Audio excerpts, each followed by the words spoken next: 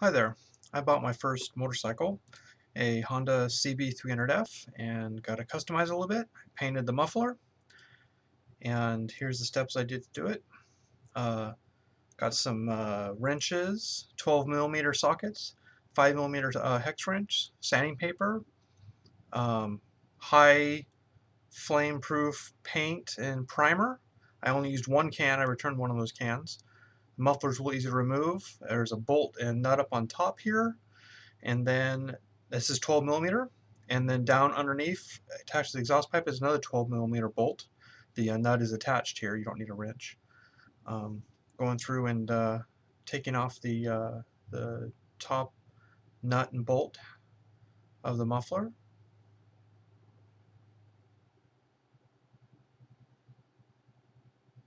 Came off real easy. I always keep my parts together and always find a bucket or something to put them into. So I checked, there was no washer or anything here. The rubber gasket was attached, so it was just the bolt, the washer on the front of the bolt, and the nut. The bottom, this was I used a wrench on the back side, but actually the nut is attached, so all you need is the socket or wrench on the front side. Again, this is 12mm. And I just loosened it up. It doesn't really come off here. Take it off later, but I just want to make sure it was nice and loose. And then grab it and slide it off. You got to tilt it back and forth, and then you can see down the bottom where it's slowly slipping up. Just rock it. Eventually it'll come. Just take your time, and off it comes. Very easy. Okay, so now I got to take off this heat shield. It's a 5mm hex wrench. So real simple. Basically, take out. There's a bolt right here. You take that sucker off, and then there are two little. You'll see it in a minute. There are two little silicone sleeves, little tabs that slide in to hold the backside, and they're a little tricky. There's a couple of the little silicone bits there. You gotta save those suckers. Oh, that washer right there doesn't come off. It's like a little rubber gasket. It's attached. Um, so there it slipped off, and right inside there you can see these are little silicone bits, and make sure you get those. You don't really want to paint those. So there's two of them. So take everything, put it in your little bucket, keep it all together. Don't throw it on the floor or the workbench. So here's the part that attached to the exhaust pipe. You see the nut on the back is actually attached. So again, the 12mm socket or wrench, and you just undo it all the way, and then basically you can see me go through and in a second here I'll just pull it apart, just kind of open it up a little bit, and then just kind of slips off the end there, and just a little bit of work, and there it is. And then throws them in a bucket. Okay, here it is. High grit sandpaper. This is a 400. The higher the better, I think, because you don't want any gouges, and you really gotta scuff all this shiny stuff up. This is the point of no return. But I hate chrome, so this is gonna look nice. So you get everything. I mean, I probably spent 20 minutes sanding. I got every little nook and cranny. Get all around. There's a little black end on the end of the muffler. I got every little bit there, all different directions, especially those little like nooks and crannies around the welds and things. You really want to loosen it up here, scratch it up so you have. I did everything. I did all the part underneath the heat shield. Here it is, both parts all kind of finished. There's probably about 20 minutes of sanding, 15 minutes of sanding. It's all scuffed up. I even did inside that heat shield. Went all around. Every little bit has all scuffed up. Get rid of all the shiny. So now I'm going to wash it. So I got some dish soap and kind of a sponge thing, and just gonna take the oils off and all the sand grit and everything. Probably actually washed it like a few times. I rinsed it. I got some sand. I got some grass on it, but I ain't gonna rinse it all off. So a little bit of grease here. You want all that stuff off there. So I scrubbed both of these pretty well. Again, probably spent about a good 5 to 10 minutes doing this. And then after this, I was going to rinse it off. And you got to get all the soap out. There's a lot of little nooks and crannies everywhere. That black cap on the muffler kind of has some there, you know, it goes, there's gaps inside. You got to really spray out inside there pretty well. And then here I am getting a nice spray. And I got to see my towel over on the left side there. That's where I'm going to lay them when they're dry.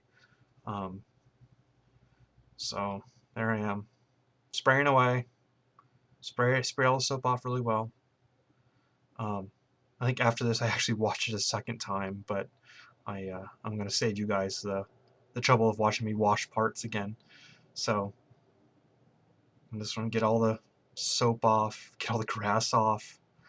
You know, you can clean it as well as you want. I mean, when I was watching other tutorials, people cleaned them a lot better, but this was good enough, you know. I actually sprayed up in the end of the muffler there. So now I'm drying them off. Like I said, I probably washed them a couple times and then really dripped all the water out of them. This was a pretty sunny day, so I actually left them out here to dry for quite a while, like a couple hours. I started early on a Saturday morning, and this was probably about 10 o'clock by Saturday morning. I realized, well, I should probably take my air compressor and blow out all the extra little water just to really help it. So like around all these little nuts and things, right, yeah, up inside there was actually little bits of water. You know, always little pellets. Yep, right there. Oh, I sprayed a whole bunch out. The air compressor was a pretty good idea. If you got one, go for it. Otherwise, probably just let it dry for a good long time. It probably saved me about an hour or so of drying time because I was able to get a little down inside here. There was actually like a gap in there. I could get everything. There was all kind of water up inside there.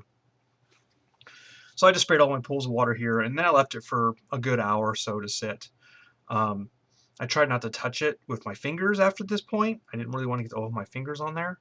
So I wore gloves, which were actually a little bit dirty. But I wanted to tape off this black matte end cap because I didn't really want to spray. I mean, that's the color I'm going for here. And so I kind of taped around it. I didn't, you know, I didn't really go down on the chrome at all. I wanted to just make sure I didn't like really have to repaint that end either. So you'll see later that I actually took it off when I got to my final coat, and then I kind of did a final coat anyway. So really, this part is really optional. I mean, when you get done, it's going to look the same color as that cap, and you know, this is probably a waste of time doing this. But I really wanted to not to really jack up this part here. I did a little tape here, and then I did some cardboard, not cardboard, but some paper bag to kind of really cover the end of it. It could have been a plastic bag, could have taped the whole thing up. You know, I just got to really watch the overspray. If you saw the bag, it was from a company called Still. It's a little boutique liquor store in town. They got kind of supplies, actually. They have a lot of cool little shakers and things. And anyways, plastic bags are pretty much banned, so paper bags now.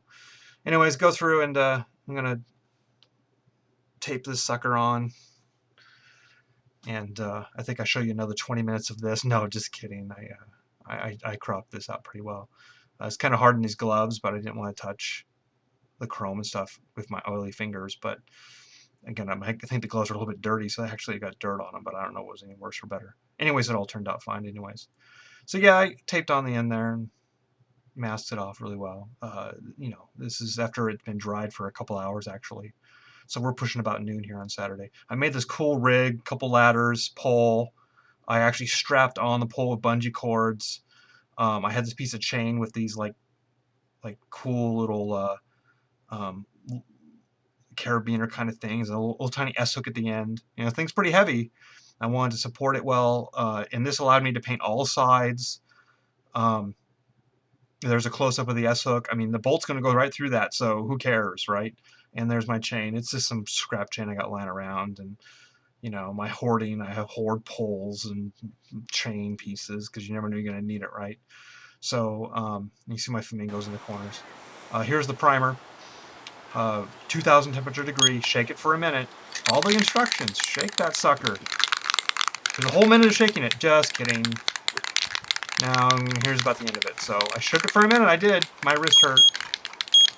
Timer. Love that timer. There's the minute. And now we're gonna go paint. Take the damn cap off. There it goes. I got nasty clothes on, old In-N-Out t-shirt, nasty shorts. Way out in the middle of my lawn. Overspray goes everywhere. Don't do it in the driveway. Don't do it next to the house. In the middle of the lawn. I probably should have done farther away from the house. Man, look at that. Dust goes everywhere. So, gentle.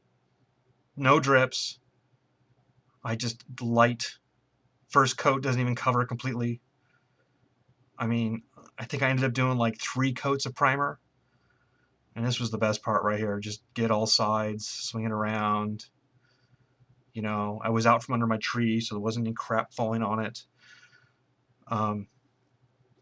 You know, it looks like I'm doing pretty heavy, but it's, you know, I just did it very lightly. Decided to go on the other side there. I was able to get down underneath it. Hanging this thing up was like the best thing. I was going to lay it down on a piece of cardboard and do it like on the driveway. Forget it. Worked out well. So, kind of long strokes there. Don't go in one spot too long. Shake up the can once in a while. So follow the instructions, man. That's how you get the best results. There you go. Just about done with the first coat. It's very light. I mean, I'm going to do another coat, another coat. It's going to be black on top of this. This is to really bind to the chrome so the paint doesn't come off. I've painted brake calipers before and stuff, and the paint comes after a couple years. Turn it upside down, spray it out a little bit. That's how you do spray cans. Otherwise, the little knob, the little spray handle goes away. So 10 minutes. I waited 10 minutes. It said about 10 minutes between coats. And do it again. Here's a little bit close up so you can see it a little better. Overspray is nuts. So like I said, I'm probably covered in primer all over my, you know, that's why you get nasty paint clothes on, nasty paint shoes. Don't anything nice. I mean, I paint enough things. You learn. So second coat a little bit thicker. You know, it said really do 2 thin coats and do a thicker third coat. It's more important for the paint than this, but you know, I didn't really need to paint the backside. I didn't really need to paint the you know, underneath the heat shield, but you know, I want this to last. This thing's brand new. I don't have to, you know, I don't have to scrape this thing off and paint it again in 2 years. So I wanted to do a pretty good job here. The primer cost about $8. The paint cost about $8. You saw where I had 2 cans. I bought more than I needed, but it probably used 3/4 of a can, even with like 3 coats. So, I mean, you gotta spend $15 on it. Here's the other piece. I already did a coat on the heat shield. I just painted right over the rubber washer. Who cares? I actually did both sides of it. But that was tricky. So I did one side, and then like I did the back side first, I think, and I flipped it over so you could see the previous primer here. So now I'm doing another coat of primer again. It's got a little divot, so I kind of did lots of different directions and things. But I was enough of this. I actually hanged this up by the time I painted it. I got a little piece of wire and put it through the hole because it just sucked doing it on the ground like this. So here's the paint. Like, there it is, 2,000 degree, get some good stuff. Only like $8, so shake it for a minute. Just like it says, little ball shakes around. I only give you, there you go. Minute later, chop that sucker out. Good editing there. Gonna go spray paint some more. So that was after like 3 coats, and I mean, literally had been like maybe, I followed the directions, right? It was like 10 minutes between coats, and then there was like an hour after the last primer coat. So by now, I'd say we're already probably early afternoon on Saturday. It's probably about 3 o'clock now or so. It's summer, so there's plenty of daylight. Things are already in the shade more and more now, but take your time, plan for it. I just spent all Saturday doing other chores around the house, and you know, watch the timer and then come out and do the next step. You really have to follow the directions on this because you really have to do the coats at the right time, and you have to let it cure and all that stuff because the high temperature thing really relies on it. So like if you let it go like 3 or 4 hours, it says you have to like wait like a week before you can like do another coat. So you know, so now I'm just showing you different little, you know, trying to get in all the little nooks and crannies. This is where I turn it upside down and spray the paint out of this nozzle. Gonna let it go for now. This is the first coat, so now I'm going to 10 minutes. Yep, wait 10 minutes, do the second coat. A little more close up on it. So now on the left you can see the hanging heat shield. By now I got tired of it. I think I probably did this probably already did 2 coats actually by this time, and I took off the I'd already taken off the paper, and now I'm taking off the tape because I'm actually going to prep for the last coat here, and I went ahead and just sprayed the whole thing and let the overspray get on it. And now you see heat shield left too. I kind of had a little piece of rope and a little wire and thing, and this is the kind of the last coat, I think. A little bit thicker, but just watch out for those drips, man. Those will screw you up. So painting, painting, painting. Fingers getting tired. See all my flamingos in the front yard. There's my car out there, that blue one. That's my Celica. My dead lawn. California, we got a drought. Don't waste water on lawns. People need to drink that water. I'm gonna spray the doing both sides, inside and out. I know you're not gonna see the inside, but I couldn't live with myself if I only did one side. This is the next day. I later that night, about 5 o'clock, I actually brought it inside and hung it up in my garage and let it dry overnight. I didn't want any dew or anything to kind of wreck it. So it's dried, but it's still very delicate because we haven't cured it yet. So now I'm going to cure it by putting it back on the motorcycle. I'm trying to figure out how in the hell to get this damn ring on. It has to go one certain way. And so if I remember the way it was, the where the bolt hole was kind of at the bottom right of that, because up on, you can see where the shield attaches, and you got to remember that's directly off the side of it, and so the bolt is down below. So here I had to pull it apart a little bit to get it on there, and there it is. Now it's on, nice and loose. And get my bolt in there. The bolts I all saved in the bucket overnight because I would have lost them by morning. They would have been kicked around, and come on, focus. So just put it on kind of loose. I got my dirty gloves all over it. Look at that, dirty gloves. So I did this backwards. I put the silicone little bits on those little tabs. I think I should have put it the other way. And actually, the first time I put it on backwards, because that little notch has to go inside. There it goes. But I would have put those actually onto the heat shield and then slid the heat shield on. So see, I'm trying to figure out which way it goes there. So this was actually more difficult than I thought. So I would have put those little nubs onto the heat shield and then slid the whole heat shield and the silicone nubs onto those tabs. But I did it kind of backwards. So I actually struggled a little bit more than I should have on this. And I chopped it out, but I'm putting it on now. And I actually scraped up the paint trying to get this thing on, and kind of wrecked it right there where my wrist is. I kind of, when I wiggled it on, I scraped it up.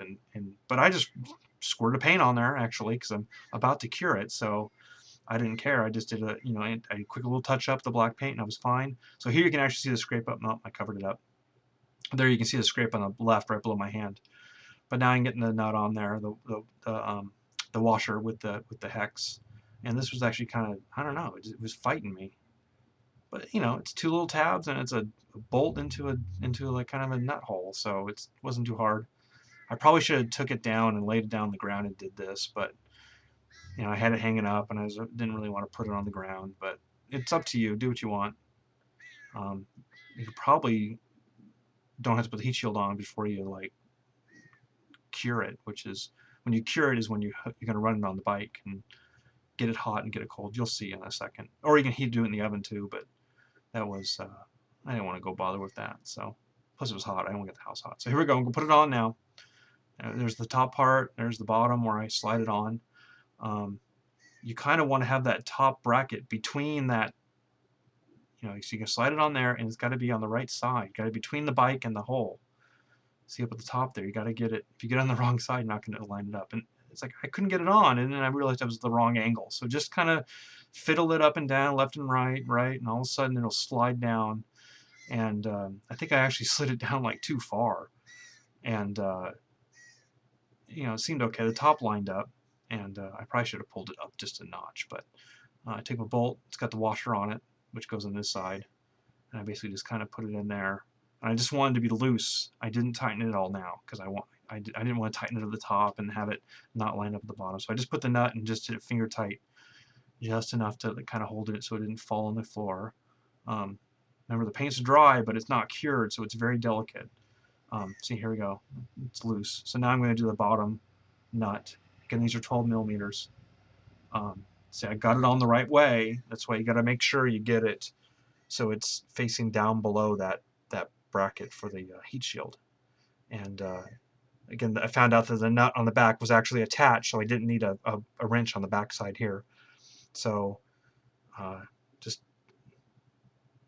turn a damn bolt. Turning, turning, turning. All of a sudden now I can turn it farther. Okay. So I think I realized it was kind of... Did I get it tight? Yeah. I'm just checking to make sure it's tight. Oh no, I'm pulling it out a little bit. Seems like it wasn't on there quite right. Like it was down too far. I mean, I don't know what I'm doing here, right? We're all jacking off our stuff. It's half the fun, right? That's why we're here. Okay, so I got the bottom one pretty tight. I tightened up the top one. You know, now it's got a nut and a washer. Real careful. Don't touch those wrenches because you tap that freaking muffler and it's going to chip a chunk of paint off. And I didn't want to paint it when it was on because I was going to spray all over my bike. So I was actually very careful to not hit the wrenches on my muffler because it's still soft. We got to cure it, which is the next step. So it's on there now. And that's pretty good, right? So rubbing the dirt off my dirty gloves. So, you know, it's dry, but I can rub it. So now, taking it outside the garage. Make sure it's in, let's see, turn it on. Make sure it's in neutral. See the end, big green glowing in. I put it in neutral before I turned it on. Start it up. Now we gotta let it idle for 10 minutes on idle. Just sitting in my driveway idling for 10 minutes. There it is. Thumper. 10 minutes later, magic, Hollywood magic. 10 minutes later, and turn it off. Cool, that's the first stage of the cure. So now it has to cool for 20 minutes. Put that timer on 20 minutes. Go back inside and play some Skyrim or something. I don't know. Fallout out yet? Will be. Okay, 20 minutes later. Came back outside. Trusty timer.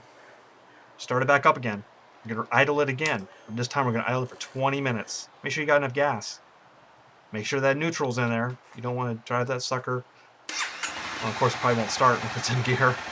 But it's idling again. Now we're going to do it for 20 minutes. Instructions say this on the paint can. So the Rust-Oleum does the same instructions. So does this VTH, whatever I bought. It's the same. Run up for 20 minutes. Go inside. Go do something. Go find something else to do. Don't waddle along. 20 minutes later, magic of video editing. So now we're going to turn it off now. And now it's going to sit for another 20 minutes. Let it cool. This is the key. You have to cure this paint. That's the deal with this high temperature stuff. Crank it up to 20 minutes. So if you remember, it was cook for 10, cool for 20, cook for 20, cool for 20. Go do something else for 20 minutes. This is it. 20 minutes passed. Now you got to go drive it around for half an hour. Get your gear on. Got some pants, jacket, boots, gloves, your helmet. No squids here. Get on that bike. Start that sucker up. Don't forget, yep, kickstand. Put that face shield down. There it goes. And the backup alarm here. Beep, beep, beep.